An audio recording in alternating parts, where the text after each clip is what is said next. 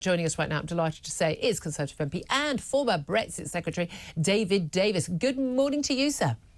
Good morning. Thank you so much for joining us. So much to talk about with you. Can we start, first of all, with Ireland and what's going on there? We are expecting a press conference from the First Minister of Scotland, leader of the SNP, Humza Yousaf, at midday at Bute House, the home of the First Minister. It does seem very likely, the expectation is that he will announce his resignation. This after he basically threw the Greens out of his coalition in power at Holyrood, and it's basically one short of majority, facing confidence votes in not just him, but the government as a whole later this week. Can't do it unless he does a deal with the Labour Party, headed by Alex Salmond. Big falling out. He's ex-SNP leader and ex-First Minister himself. And, of course, he relies on the vote from the one Labour MSP, and that, of course, is Ash Regan. And a deal has not been done, we understand.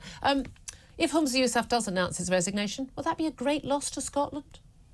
No, not really. I mean, what you're seeing with the refusal to do a deal with Alba is that Mr. Yousaf is still under the control of Mrs. Sturgeon and Mr. Swinney. He was put in as the continuity candidate, and he's still doing what he's told. And of course, it will be the end of it. I mean, it will finish him, and there'll be, I guess, a runoff for another leader. And there are a variety of people, all SNP. They'll still have the same problem when they succeed there, I'm afraid. I mean, well, exactly, yeah, the situation doesn't really change. But in terms of his leadership, you said he was very much seen as, obviously the success of the heir in waiting to Nicola Sturgeon. But, he has stood over policies that are already pretty much in place, but carried on pushing through with the hate crime bill.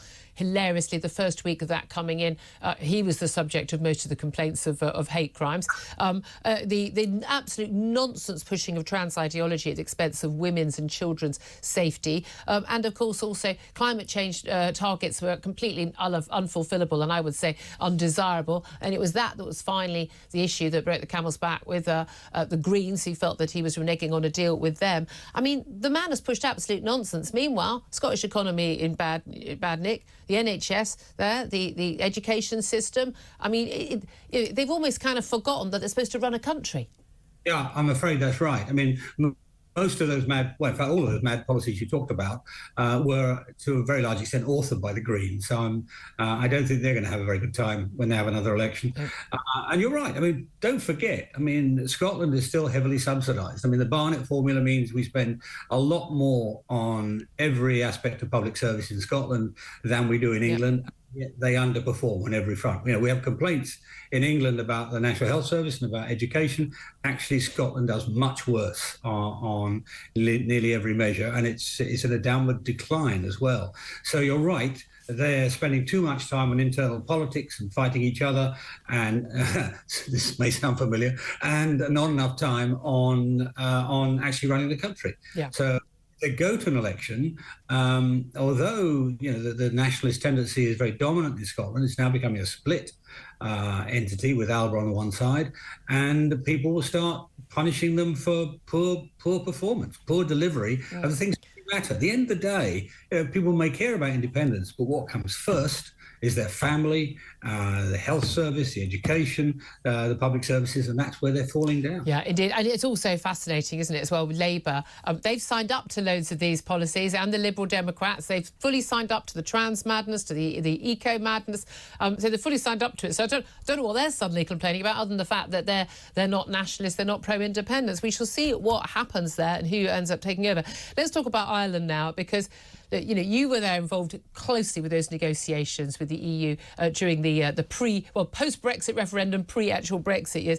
What do you make of we're calling it delicious irony, that Ireland is now complaining that Channel migrants who travelled over from France have come to Britain that we're not allowed to send back to France because, we're not in the EU anymore, and they're travelling over to this country, and now a bunch of them are saying, oh, hold on a minute, the Rwanda bill might mean we get detained and we get deported to Rwanda. They're travelling over to Northern Ireland and then crossing the open border with the Republic of Ireland to escape being deported to Rwanda. And the Irish government is saying the British need to take them back. The irony being, of course, that under the Irish law currently it's not safe, according to the courts, for them to send back to Britain because they could be deported to Rwanda, regarded as an unsafe country. But they're demanding we take them back. British government has said, first time ever, showing a bit of backbone, by the way, OK, we'll take them back, but the EU has to agree that France has to take back the migrants who've come across the Channel. You couldn't make this stuff up, could you? No, you couldn't. I mean, if ever there was a problem of a country and government's own creation, this is it. I mean, we offered them. I mean, I offered them an invisible border in Ireland, but which we monitored. We had proper surveillance on. I mean, heavens above, that border's got more surveillance than most borders in the world already. And they refused on pure ideological grounds. And until I was overruled or undermined, you pick your own word, by Theresa May, that was the policy we were going to do. And at the time, the leader of HMRC here, the head of the tax authority and customs authority in Ireland, both said it was doable, and they turned it down. As I say, for pure ideological reasons, with one eye on Sinn Féin, I guess, and the United.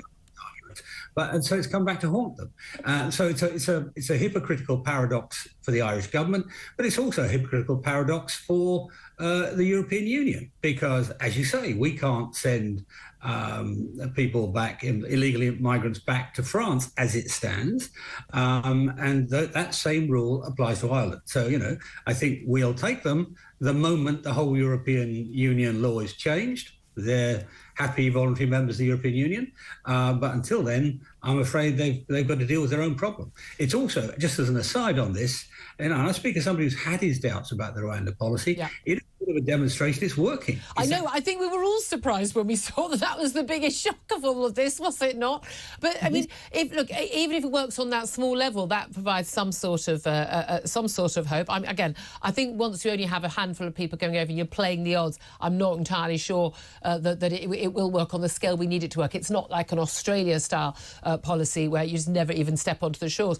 But the key thing here is sort of the reality of what the whole of Europe is facing. And we see this happening in America as well with the Mexican border, that the sheer scale of the number of people who are willing to come, willing to make these hazardous journeys. We saw those deaths last week, the hand-rigging by the Liberal Bleeding Hearted Brigade last week. Well, yeah, you're supporting a policy that encourages the people smugglers, are they not, and risks those lives. But actually, we're not going to resolve this unless countries work together and agree we are going to be, you know, I'm sorry, but pretty hard, come down hard on these people. Yeah, but I agree. But let's not lose sight of one fundamental issue here, and that is this problem was massively exacerbated by Germany's approach of letting, I think it was 1 million migrants in under Angela Merkel. Yeah. And of course, sent a message around the world, and certainly a message around all of North Africa and near Asia, that, OK, come to Europe and you'll get looked after one way or another. And they've all got these problems now. So Germany's actively looking, you're actively looking at a Rwanda policy. A Rwanda or Ghana, I think, is their two options. So's Denmark. Rwanda's going to be very busy soon. Exactly. We may be happy to have got in first, as it were. Denmark has already started down that route. Italy and Austria have similar policies. And, of course, the European Union, the irony of all, the real highest irony of all this is that van der Leyen, the president of the Commission party, is now saying we want to have what they call a third country option. That's the Rwanda option. So it looks as though, number one, it's already working even before a single plane's taken off. Number two, we're going to be copied by all of Europe. So I think there are lessons to be learned in that, both for, as you say, the sort of wet liberal tendency, but also, frankly, for some of the members of my own party at the other extreme to go, it can't work as it stands. Just watch this space. Absolutely. Always great to have your thoughts. David Davis, Conservative MP, former Brexit Secretary. Thank you very much indeed for that. 10:43 is the time.